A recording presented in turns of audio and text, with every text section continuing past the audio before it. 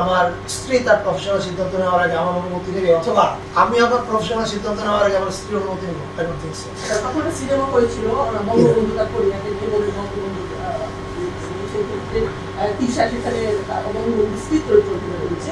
এখন তো বঙ্গবন্ধু তার পরিবার ফ্যাসিবাদ পরিষ্কার জুড়ে সেই বিষয়টা। এখন কি আপনার মনে হয় কখনো যে সেই সময়টাতে ওই সিদ্ধান্তটা ঠিক হয়নি? আমি অভিনয় করছি।